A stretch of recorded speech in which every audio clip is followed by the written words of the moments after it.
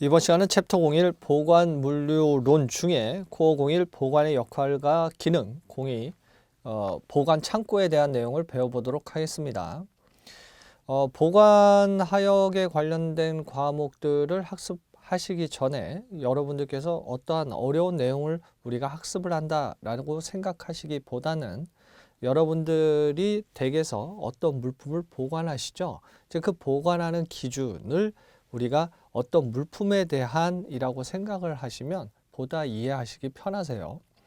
예를 들어서 계절에 따라 입는 옷이 좀 다르죠. 그렇게 되면 여름이다 라고 하면 겨울에 입는 옷을 조금 장기간 보관을 했다가 겨울이 다가오면 또 여름 옷을 그렇게 보관하실 거예요. 그래서 보관이라는 부분들이 어떤 목적하에 이루어지게 되는 것이고, 책장을 정리한다라고 하면 찾기 편하게 어떤 기준하에 보관을 하실 거예요. 그래서 이러한 기본적인 우리의 일상생활을 어떠한 기업의 목표에 맞추어서 어떠한 용어로 표현할 수 있겠는가로 생각하시면 크게 어렵지 않아요. 기본적으로 우리가 기업이 가지고 있는 영리 조직이 가지고 있는 목표가 있죠. 우리가 일상적으로 목표다라고 하게 되면 고객을 지향해요. 그래서 고객이 원하는 바 만족을 높이자라는 것이죠. 그리고 이러한 상황 내에서 비용을 낮춰보자라고 생각을 하게 될 거예요. 그러면 기업이 이러한 목적하에 물건을 만들게 되면 화주라고 표현을 해요. 화물의 주인이죠. 근데 기업이 어떤 경제 주체에게 판매를 하면 소유권은 이전돼서 그 이전 받은 사람이 경제 주체가 화주가 될 거예요. 근데 지금은 이제 기업만을 생각했을 때 고객이 원하는 것을 만들어야 판매가 되어지는 시대죠.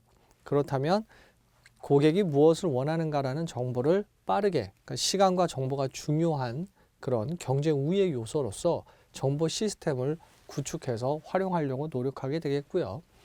기업의 포커스는 소비자들, 경제학적 용어로는 이제 수요가 모여 있는 곳에 지향하기 때문에 그 시점이 중심이 되기 때문에 모여 있는 곳은 시장이고, 시장이면 마켓이고, 시장 지향적 활동인 마케팅 활동을 하게 돼요.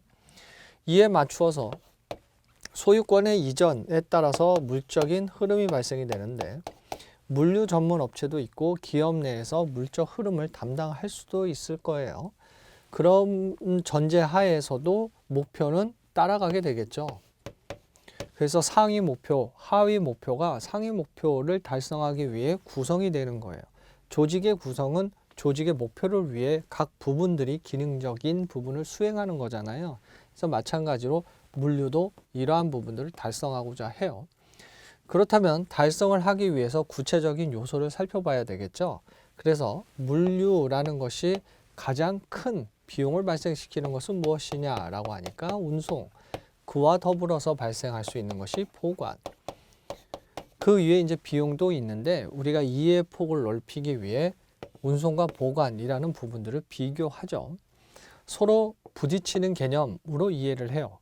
예를 들어서 운송이 자주 일어나면 보관은 적게, 운송은 적게 하겠다는 이야기는 보관은 상대적으로 조금 많이 라는 개념을 갖게 되기 때문에 이렇게 부딪히는 어떠한 대상 개념 자체는 우리가 상충관계라고 부르죠.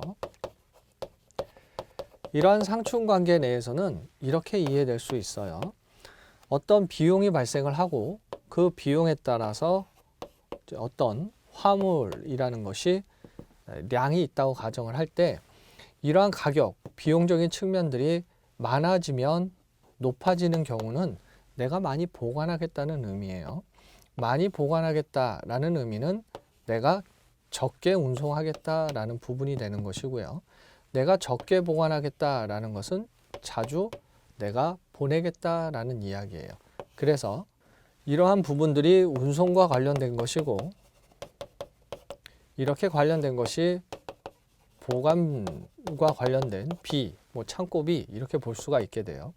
이 둘을 합치게 되면 이 각각의 간격들이 존재하고 그 간격에 따라서 배치를 하게 되면 이런 곡선을 갖게 되고, 둘만 고려했을 때는 여기서 또는 이러한 위치 내에서 엔퀴티, 균형을 갖게 되겠죠. 이러한 접근 방법으로서 결정지어지는 비용이나 가격들 또는 수량이 결정지어지는 관점을 총비용적 접근이라고 해요. 그래서 총비용적 접근법이라고 표현들을 하게 되는데 가장 낮은 비용은 전체 비용을 낮출 수 있다고 본 거예요. 이러한 과정 내에서 우리는 보관이라는 것은 어떻게 할 수 있겠는가를 생각해 보는 거예요. 마찬가지로 물류의 기능들은 기업의 목표, 화주들의 목표를 달성하는 동일한 목표, 그리고 그 목표 또한 따라가는 운송이든 보관이든 해당 목표를 따라가게 되겠죠. 그래서 그러한 부분들을 보관이 차지하게 되고요. 보관이라는 부분들이 가지고 있는 가장 일반적인 그런 특성이라고 하게 된다면 시기를 조절할 수 있죠. 가을에 수확한 그런 벼 같은 경우에는 사계를 다 소비할 수 있도록 수요에 맞추어서 판매되어지는 시기를 조절해 줄 수 있게 돼요. 그래서 가장 기본적인 특성을 가지고 있고 비용적인 측면들을 가지고 있을 때 우리는 보관을 어떻게 하는 것이 합리적이겠는가라는 것을 고민할 필요성이 있게 되겠죠. 따라서 이렇게 이러한 흐름상에서의 보관의 위치가 이렇다면 당연히 어떤 역할을 수행해야 되고 역할 수행을 위해서는 필요한 기능들이 있을 거예요. 그리고 그러한 기능들을 수행을 함에 있어서 우리는 신호등과 같은 원칙이라는 것도 두어야 되겠죠. 이러한 목표들을 달성하기 위해서 물적 흐름이다. 화주의 기업의 입장에서 내가 고객을 만족시키고 그런 원칙이 필요하다라고 해서 3S1L 다른 과목에서도 배우시겠습니다만 혹은 7R이라는 원칙 하에서 개념들을 이해하려고 하잖아요. 마찬가지로 보관이라는 신호등이 존재를 하게 돼요. 그것이 이제 코어 01의 내용인데 첫 번째 가로 보관의 개념과 역할 개념을 보시면 물품의 생산과 소비의 시간적 거리 조정이고 이에 따라서 시간적 효용을 창출하는 것, 이것을 보관의 개념으로 봐요. 경제학적 용어로 효용은 주관적인 만족의 정도라는 표현들을 써요. 그래서 그냥 줄여서 만족의 정도라고 표현할 수 있겠죠. 배고플 때 무언가 주면 효용은 높겠죠. 그래서 적시에 공급할 수 있고 적시에 출하할 수 있는 그 개념 자체가 보관이 가지고 있는 기능적 개념이에요. 두 번째 동그라미 보관의 역할이라고 했을 때 기업의 보관시설을 사용하는 목적 자체가 수송비와 생산비, 결국 비용을 줄이는 것이고 공급과 수요의 균형, 즉 시간적 거리 조정해 주는 것이고 생산 과정과 판매 활동을 지원해 줄 수 있게 되는 거예요. 그래서 그 보관 자체가 재화를 물리적으로 저장 관리, 주문에 따라 피킹, 분류, 건품, 출고, 배송 작업이라는 업무들이 보관 장소에서 이루어지게 되는 거예요. 피킹이라는 것은 내가 무언가 화물을 이제 빼내야 되는 상황에서는 집어서 빼니까 피킹이라는 단어를 쓰죠. 통상적으로 주문에 의해서라는 의미로 오더 피킹이라는 표현을 써요. 그리고 어떤 물품이냐에 따라서 분류도 할 수 있어야 되고요. 검사해야 되죠. 그리고 그에 맞춰서 출고도 하고 보내줘야 돼요. 두 번째 가로 보관의 기능은 고객 서비스의 최전선 기능인데 최전선 기능이라는 것은 무엇을 의미하느냐 하면 여러분들께서 어떠한 물품을 구매하러 가셨을 때 그 물품을 좀 보여달라, 없다. 그럼 다른 매장 가시죠. 그럼 기업의 입장에서는 기회를 상실하게 돼요. 기회를 상실하는 것은 곧 기회 비용적으로 이해를 하고 있어요. 한번 잃은 고객 다시 되찾기 어렵죠. 그렇다면 고객이 왔을 때 물품을 가지고 있어야 되는 것. 우리가 흔히 이야기하는 재고가 있어야 돼요. 그래서 이 재고를 보관 장소에서 가지고 있는데 그 자체는 동그라미 1번 고객 서비스의 최전선 기능의 역할을 해줄 수 있게 되는 거예요.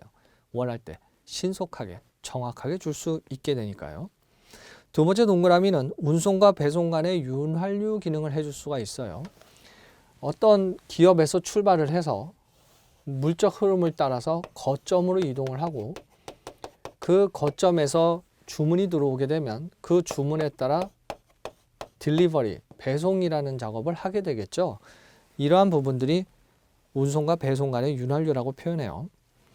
세 번째 동그라미 생산과 판매 간의 조정 완충도 해줄 수 있고요.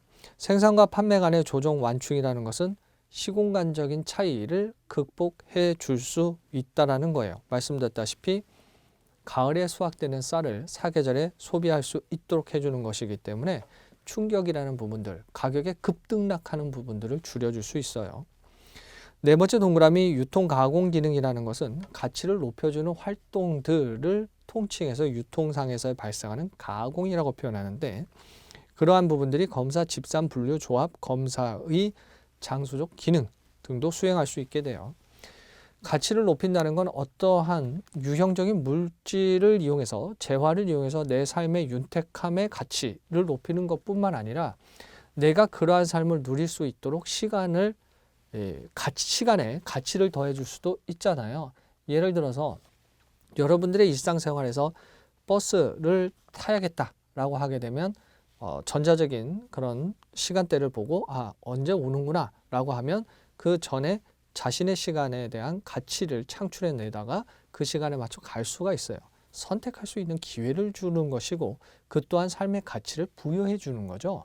이러한 가치 창출적인 부분들은 우리가 재화, 시장지향적인 활동, 마케팅을 한다라고 했을 때 기업의 입장에서 무엇을 마케팅할까라는 적절한 믹스를 선택하죠. 그 믹스적인 요소로서 4P가 나오게 되고 그 P는 프로덕트, 그리고 유일하게 수익을 올려줄 수 있는 프라이스, 디스트리뷰션이라고 해석되는 유통인 플레이스, 잘 팔리도록 하는 단기적인 성격인 프로모션이 있게 되는데, 이때 프로덕트가 유무형으로 나뉘잖아요. 그래서 무형적인 가치 창출 또한 가치예요. 그래서 유통 가공적인 활동들을 할 수 있게 되죠. 그 다음 5번째 동그라미 제품의 물리적 보존 관리도 해줄 수 있게 돼요. 3번째 괄호는 보관의 원칙인데, 여러분들께서 실제 집에서 활동하실 때 정리한 걸 생각하시면 돼요. 내가 무엇을 기준으로 이렇게 정리했지라고 생각하시면 편한데, 동그라미 1번 통로 대면 보관의 원칙이에요. 말을 들어보면 크게 어려운 것 같지는 않지만 이렇게 왔다 갔다 하죠. 그럼 여기에 대면하는 거예요. 보관하는 것 자체가. 그래서 이것을 입체적으로 표현하자면 일정한 공간의 렉에 해당 화물들을 이렇게 보관할 수 있도록 만드는 거예요. 그렇게 되는 것이 이제 지나가면서 피킹할 수 있고 하는 역할들을 해주는 거예요. 이렇게 작업을 하게 되면 훨씬 더 효율적이 될 수 있죠. 이렇게 통로 대면의 원칙은 보관에서는 그렇게 원칙을 부르는 것이고요. 여러분들 쇼핑센터 아시죠? 우리가 센터라는 단어를 이용을 할 때는 필요한 것들이 다 모이는 중심적인 역할의 중심지를 의미해요. 그래서 쇼핑센터라고 부르게 되면 쇼핑과 관련된 모든 필요한 것들은 다 잘 갖춰져 있는 걸 의미해요. 이때 쇼핑센터를 구축할 때 사람들이 이제 그 많은 그런 점포들을 거느리려면 이동하려면 힘들어요. 그러면 산책로와 같은 느낌을 줘야 되니까 그 영어가 몰이잖아요. 그래서 이 쇼핑몰이라는 개념들로서 동선을 만들게 돼요. 그 동선이 알코브를 형성하든 다양한 통로들의 산책로의 느낌을 주게 되는데, 매장이 어떻게 배치되어 있어요? 대면에 있잖아요. 그래서 우리가 일상적으로 생활하는 모든 활동들이 이렇게 대면이 효율적이다라고 하기 때문에 통로 대면 보관의 원칙을 해요. 그래서 물품의 입출고 용이해지고요. 2번째 동그라미 높이 쌓기의 원칙인데, 우리가 용적 캐퍼시티라고 해서 많이 쌓아야 되잖아요. 그 많이 쌓는 이유가 보관의 효율을 높여주기 때문에 그래요. 그래서 물품을 고층으로 적재하는 것으로 평적보다 팔레트 등을 이용 용적 효율을 향상시키는 것이 높이 쌓기의 원칙이에요. 그 다음 3번째 동그라미 선입 선출의 원칙이라고 해서 먼저 들어온 물품이 있으면 먼저 내보내는 거예요. 우리가 일반적으로 어떤 물품이 가지고 있는 유통기한이 있죠. 편의점에 가시게 되면 슬라이딩으로 되어 있는 진열대가 있죠. 그래서 요 각도가 있어서 앞에 있는 물품을 빼내야 뒤에 있는 물품이 밑으로 미끄러져 내려오도록 하는 것이 있어요. 다시 말해서 먼저 들어온 것을 먼저 보냄으로 인해서 제품이 가지고 있는 품질적인 부분들을 고려해 줄 수 있어요. 그래서 FIFO라는 먼저 들어온 그러니까 first in 한 것을 first out 하겠다는 거예요. 그 다음 네 번째 동그라미는 회전 대응 보관의 원칙인데 뭐 말이 어려운 것 같지만 창고에 여기서 이제 들어오고 여기서 나간다고 가정을 하게 되면 출하 빈도, 그러니까 빈도라는 것은 통계적인 횟수예요. 그러니까 사람이 기계는 아니죠. 오늘 하루 한 개 구매했으니 내일도 이 시간에 한 개라고 하지는 않아요. 그래서 확률적으로 접근하다 보니까 빈도, 횟수라는 의미를 확률적으로 표현하게 되는데 자주 판매되어지는 것은 빈도가 있다라고 하면 출고 부근에 가까운 게 좋겠죠. 반면에 오래 걸리는 것들은 입구 쪽에 배치하는 것이 효율적일 거예요. 즉 회전 대응 보관의 원칙이란 보관할 물품의 장소를 회전 정도에 따라 정하는 거예요. 다섯 번째 동그라미 동일성 유사성의 원칙인데 같은 혹은 유사한 물품이 있으면 한 곳에 모아두는 것이 훨씬 작고 보관의 효율성, 피킹하는 것도 굉장히 효율적이겠죠. 그것이 동일성 유사성의 원칙으로 동일 품종, 동일 장소, 유사품은 가까운 장소예요. 이렇게 보면 뭐 충분히 이해된다라고 생각하실 텐데 뭐 시험 문제도 당연히 그런 수준으로 나와요. 첫 번째 뭐 보관에 대한 기본적인 개념을 물어보는 그런 문제가 나오게 되는데 뭐 앞에서 말씀드렸던 그 개념 때문에 그래요. 중요하니까 보관이 우리가 배우는 이유니까요. 그리고 그러한 부분들의 원칙도 시험 문제에 나왔어요. 뭐 예를 들어 통로대면의 원칙은 뭐다 하고 틀린 거를 골라라 라는 부분들로 나온 적이 있지요. 그 다음 여섯 번째 동그라미 중량 특성의 원칙인데 말이 어려운 것 같지만 여러분들께서 물건을 쌓는다라고 했을 때 무거운 걸 맨 위에 올려놔요? 맨 밑에 두어요? 맨 밑에 두겠죠. 맨 위에 놓게 되면 가벼운 것들이 눌릴 수 있기 때문에 파손될 수 있기 때문에 중량 특성을 고려해서 우리가 높이 쌓기라는 걸 할 수 있게 되는 거예요. 그 다음 일곱 번째 동그라미 형상 특성의 원칙인데 형상에 맞춰서 보관 방법을 변경하는 거예요. 이 이야기가 뭐냐면 앞서도 말씀드렸다시피 일정한 물품이 하나에 규격화되어져서 나오게 된다면 규격되어질 수 있도록 보관 장소를 설계하는 게 중요하죠. 우리가 표준이 중요한 것, 하드웨어, 소프트웨어, 기계적인 부분, 뭐 물리적인 부분보다 소프트웨어라는 부분들도 중요하게 생각하는 이유가 표준화를 하게 되면 그 해당 물품이 몇 개가 들어오느냐에 따라 화물 배차를 적정하게 할 수 있고 그에 맞춰서 적정한 보관 장소에 설계를 할 수가 있고 마치 바톤 넘기듯 물류의 하나의 또 다른 목표, 막힘없는 물류를 할 수가 있게 돼요. 그래서 규격이라는 것 중요하게 돼서 팔레트의 규격이라든지 컨테이너 규격 같은 것들을 심도 있게 다루는 이유죠. 그래서 형상이라는 것이 표준화되어지지 않는 우리가 흔히 얘기하는 긴 장척, 높은 고척 해서 장척이라든지 고척 화물 같은 경우에는 내게 보관하기가 좀 어렵다라고 하게 되면 우리가 흔히 야드라고 부르는 이런 들판 같은 데다가 이렇게 청 같은 것들을 해서 두기도 하죠. 형상 특성에 맞춰서 보관 방법을 결정할 수 있고요. 여덟 번째 동그라미 위치 표시의 원칙인데 위치를 알아야 신속하고 효율적으로 피킹할 수 있죠. 당연한 얘기예요. 그 다음 아홉 번째 동그라미 명료성의 원칙인데 보면 바로 알 수 있어야 되고 그 안다는 건 구분할 수도 있다라는 이야기예요. 그래서 시각적으로 보관품을 용이하게 식별할 수 있도록 보관하는 것이라고 보시면 돼요.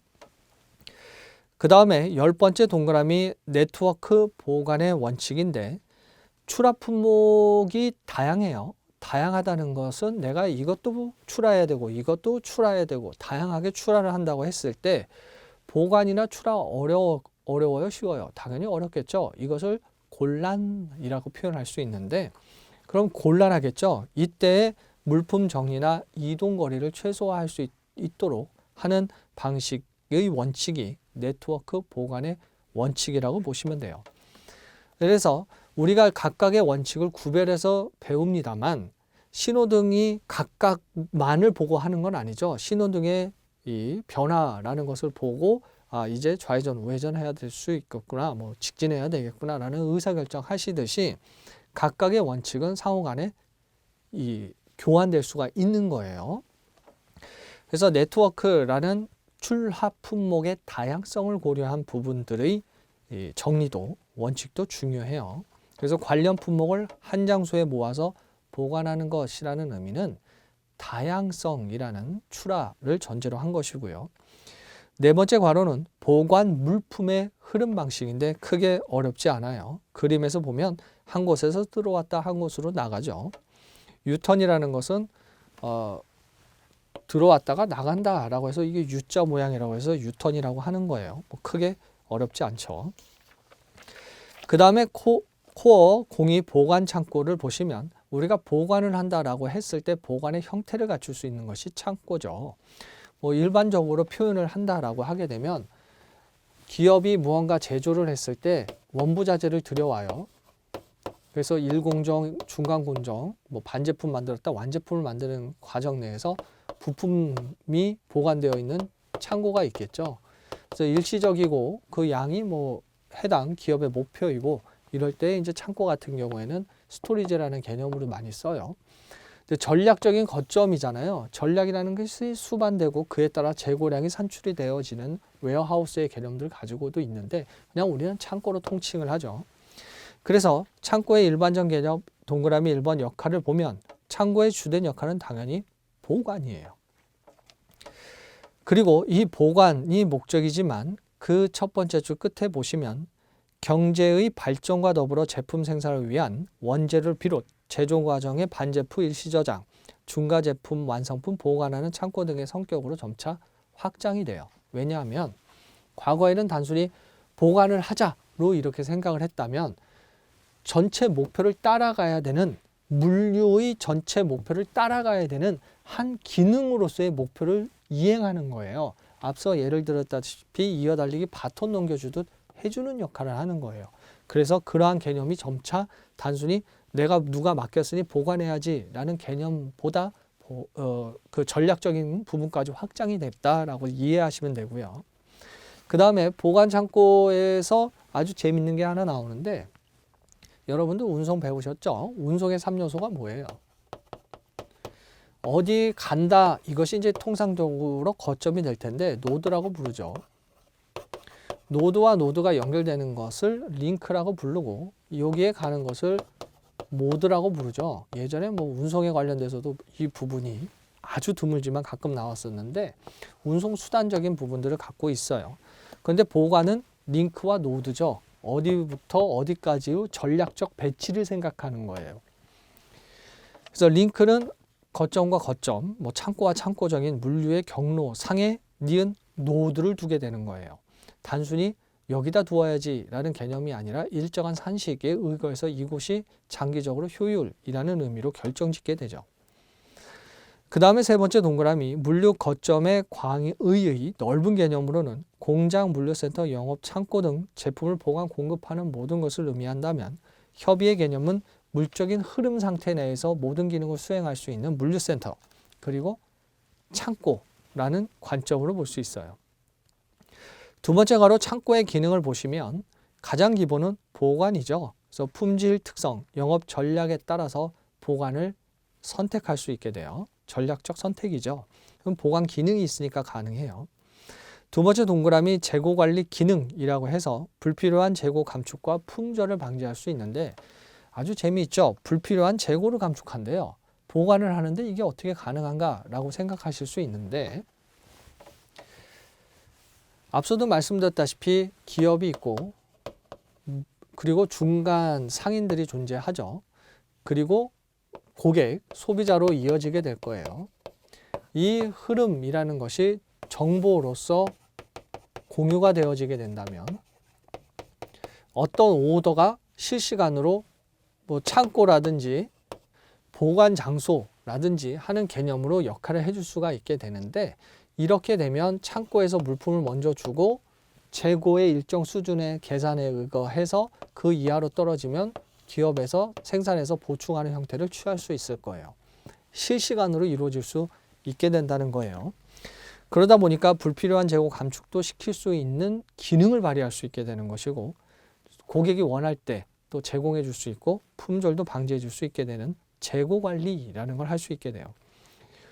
그러면 이제 창고의 상태 정보, 보관 상품의 정보 같은 것들도 공유가 돼야 되고요. 세 번째 동그라미, 수배송과 당연히 연계해야 되죠. 우리가 운송이라는 개념을 수송과 유사한 개념으로 이해를 해서 혼용해서 사용을 하고 있는데, 이것을 구분하게 되면 운송은 거점과 거점 수송, 주문에 의한 배송으로 구분할 수도 있어요. 그래서 수배송이라고 표현하는데, 수배송 연계해 주는 것이 보관이죠. 또한 유통가공 역할도 해주고요. 앞에서 우리가 살펴봤던 물류비 관리도 해주게 돼요. 말씀드렸다시피 총비용적 접근을 하게 되고, 물류라는 부분들에 있어서 보관이 가지고 있는 정보의 공유의 그런 전제적인 상황 내에서 비용은 그러지 않은 경우보다 많이 감축이 되겠죠. 그 다음 여섯 번째 동그라미, 물류 환경 변화에 대한 대응인데, 환경이 왜 변해요? 앞서도 말씀드렸다시피 가장 기본은 소비자예요. 소비자는 주인의식이 있고, 그리고 그러한 의식적인 바탕뿐만 아니라 지식이라는 부분들도 월등해졌죠. 제가 아는 부분 이외에 여러분들께서 전문가에 달하는 지식이 있는 분야도 있을 거예요. 개성 그리고 다양화라는 부분들도 가져와요.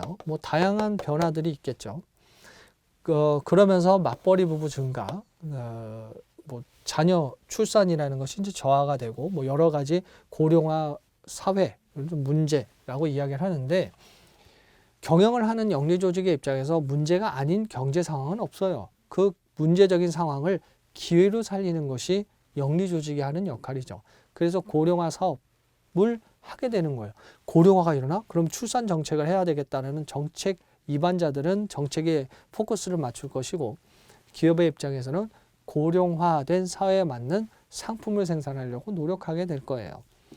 그래서 이러한 환경 변화들은 정보라는 것으로 연결짓게 되어지는 것이고, 그러한 환경 변화에 따라서 동그라미 기억, 품종이 다양해지죠. 개성 다양하니까요.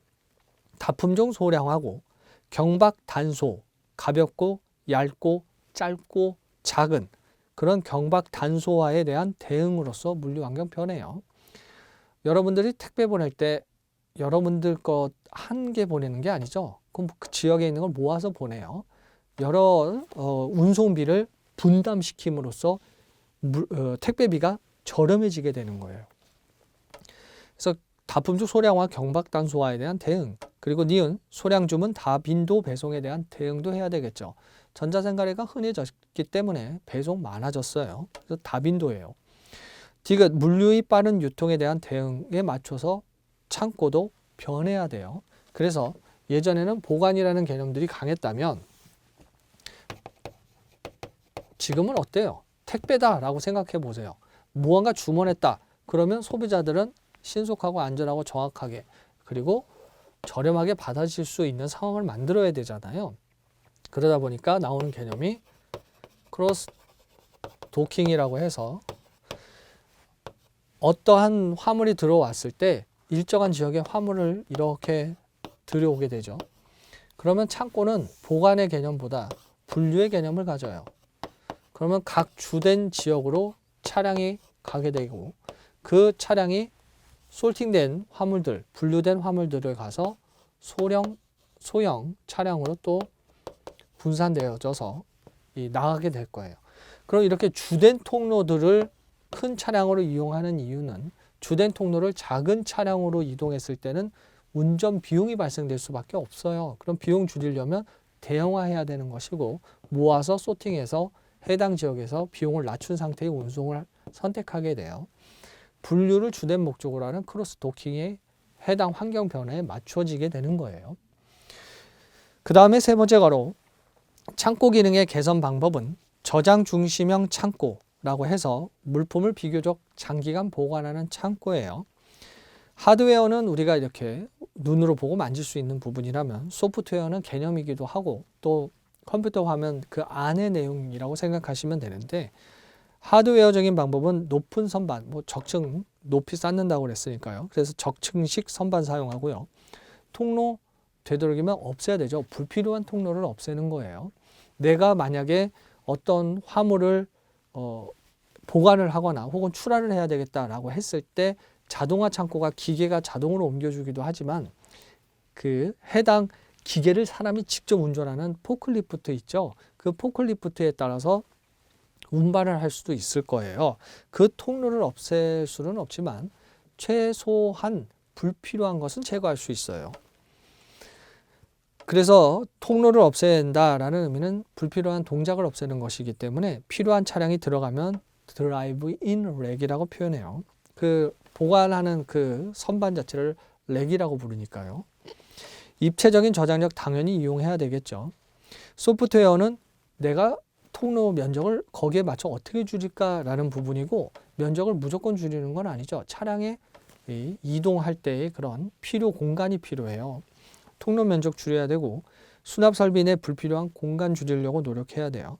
선박 적재 효율을 향상하기 위해 기준 개념을 잘 잡아야 되는데 자동화 창고 같은 경우에는 기계가 알아서 해당 화물을 보관도 하고 출하도 할 수 있기 때문에 프리 로케이션 같은 개념들도 적용할 수 있어요.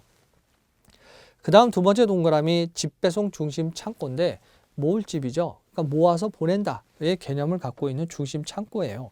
그래서 입고 출고 합쳐서 입출고 기능이라고 표현해요. 하드웨어적인 방법은 수평 이동의 운반 차량을 이용할 수 있죠. 그리고 수직 이동의 엘리베이터나 컨베이어를 이용할 수도 있을 거예요. 우리가 어떤 백화점을 갔을 때 화물 전용 엘리베이터처럼 수직 이동 엘리베이터나 컨베이어 같은 것들을 이용할 수 있어요. 중량물 입출고 시 하역기기 사용할 수 있고요. 간접 설비도 이용할 수 있게 되겠죠. 소프트웨어적인 방법이다라고 하게 되면 말씀드렸다시피 우리가 이렇게 운영을 해야 되겠다는 그러한 소프트의 관점이기 때문에 첫 번째 오름표가 보관품의 손쉬운 검색을 위해 체계적인 로케이션 관리하는 것이고요. 단위화하는 게 좋죠. 우리도 그 단위화를 하면 그 표준화의 단위화가 물류의 흐름을 원활하게 할 뿐만 아니라 비용도 줄일 수 있게 되는 우리가 딱 좋아라고 할 때 앞서 7할 원칙 중에 이 right가 적당이라고 표현하잖아요. 딱 좋은 거예요. 그래서 유닛으로서 이제 로드 될 수 있는 시스템을 만들어서 물품 활성도도 높일 수 있고요. 창고 내에서 입출고, 반품 처리 등의 작업 시간대가 중복되지 않도록 하는 것도 중요하죠. 상호 간에 이동 충돌이 발생될 수 있기 때문에 업무라는 것을 어떻게 처리할 것인지를 정하는 거예요. 예를 들어서 수십만 종을 취급하는 대형 할인마트 같은 경우에는 이 팔레트로 물품이 들어왔을 때 팔레트를 매번 돌려보내는 것이 아니라 일정한 요일을 정해서 돌려보내기도 하죠. 중복되지 않도록 노력하는 것이고 비용을 낮추려고 노력하는 거예요. 또한 물품의 이동 라인 어떻게 단축할까 설계할 때도 생각하잖아요. 그래서 낭비 없애는 게 중요한 거예요. 불필요한 통로를 만들지 않는 디자인을 할 때 꼬불꼬불 할 필요가 없다는 거예요. 왜냐하면 우리가 배우는 건 보관의 개념이고 보관은 무언가를 보관하는 것 자체도 중요하지만 무언가로부터 보내야 되는 상황도 있기 때문에 그걸 감안해서 설계를 하게 되는 거죠. 이렇게 해서 관련 내용을 배워보았습니다. 복습 부탁드리고요. 강의 수강하시느라 수고 많으셨습니다.